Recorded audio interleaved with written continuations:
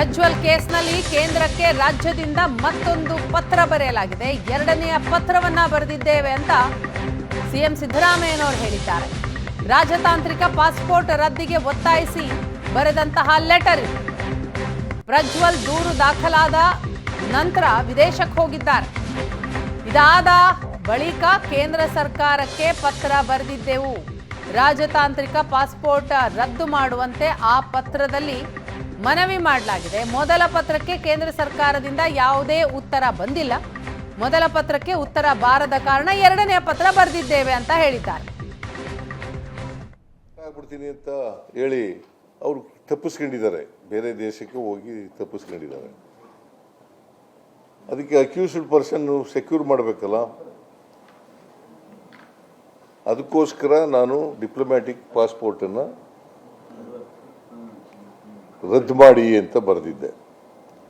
ಕೇಂದ್ರ ಸರ್ಕಾರದಿಂದ ಇವತ್ತಿನವರೆಗೆ ಉತ್ತರನೂ ಬಂದಿಲ್ಲ, ಮಾಡೂ ಇಲ್ಲ.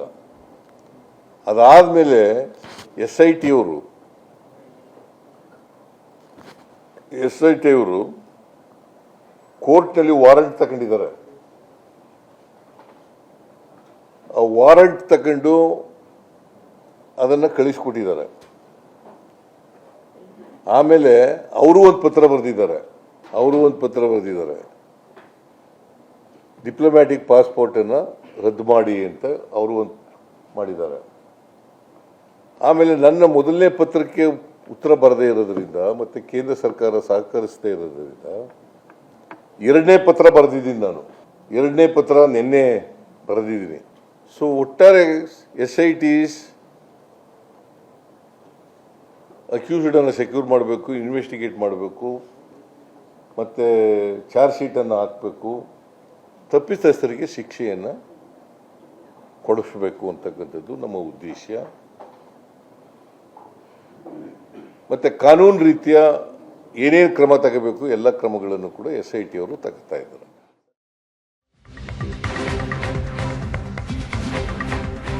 ಸಿಎಂ ಸಿದ್ದರಾಮಯ್ಯ ಪ್ರಧಾನಿ ನರೇಂದ್ರ ಮೋದಿಗೆ ಪತ್ರ ಬರೆದಿದ್ದಾರೆ. ಆದರೆ ಆ ಪತ್ರ ಬರೆದ್ರೆ ಪ್ರಯೋಜನ ಇಲ್ಲ, ಪಾಸ್ಪೋರ್ಟ್ ರದ್ದುಪಡಿಸೋಕೆ ಅದರದ್ದೇ ಆದಂತಹ ಕ್ರಮ ಇದೆ ಅಂತ ಸಿಎಂ ಸಿದ್ದರಾಮಯ್ಯ ಪತ್ರಕ್ಕೆ ಕೇಂದ್ರ ಸಚಿವ ಪ್ರಹ್ಲಾದ್ ಜೋಶಿ ತಿರುಗೇಟನ್ನ ಕೊಟ್ಟಿದ್ದಾರೆ.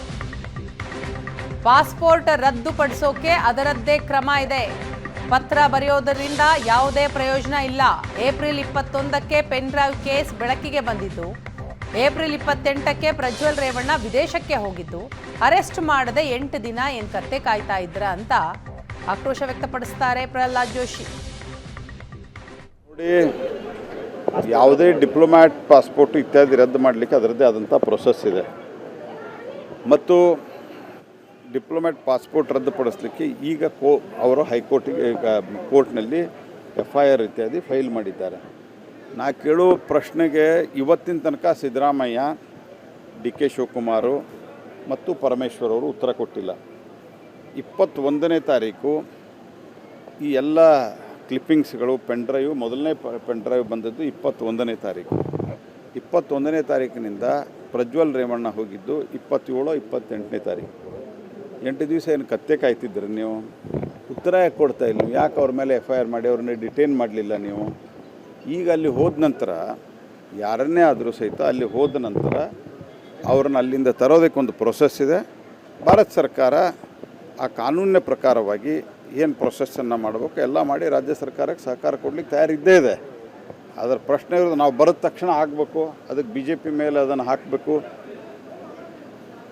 ಈ ಒಟ್ಟಾರೆ ಯಾವುದು ಗೌಡ ಸಮುದಾಯದ ಅಥವಾ ಒಕ್ಕಲಿಗ ಸಮುದಾಯದ ಓಟಿವೆ, ಅದರ ಚುನಾವಣೆ ಮುಗಿಯೋ ತನಕ ಆ ಪೆನ್ಡ್ರೈವ್ ಮೇಲೆ ಕ್ರಮ ತೆಗೆದುಕೊಳ್ಳಿಲ್ಲ.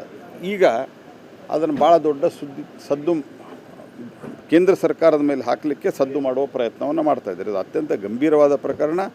ಪ್ರಜ್ವಲ್ ರೇವಣ್ಣ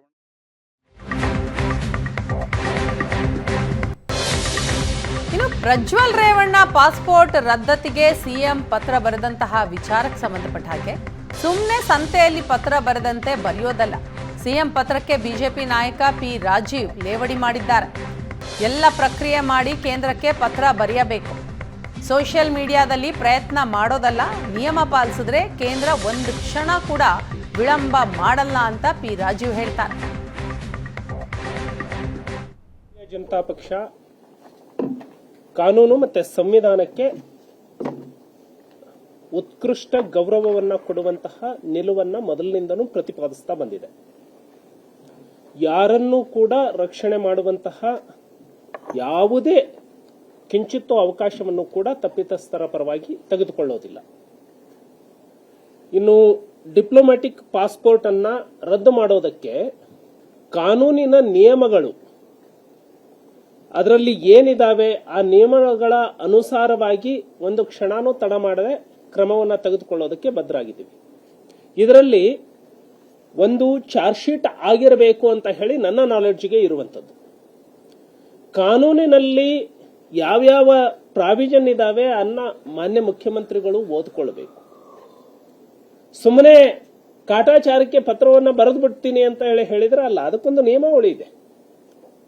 ಡಿಪ್ಲೊಮ್ಯಾಟಿಕ್ ಪಾಸ್ಪೋರ್ಟ್ ಅನ್ನ ಹೇಗೆ ಅಮಾನತು ಮಾಡಬೇಕು ಅನ್ನುವಂತಹ ಪ್ರೊಸೀಜರ್ ಇದೆ. ಮಾನ್ಯ ಮುಖ್ಯಮಂತ್ರಿಗಳು ಪ್ರೊಸೀಜರ್ ಮಾಡಲಿ. ಆ ಪ್ರೊಸೀಜರ್ನಲ್ಲಿ ಯಾವ್ಯಾವ ನಿಬಂಧನೆಗಳು ಇದಾವೆ ರಾಜ್ಯ ಸರ್ಕಾರ ಆ ಎಲ್ಲ ನಿಬಂಧನೆಗಳನ್ನ ಪೂರೈಸಿ ಕಳಿಸ್ಕೊಡ್ಲಿ.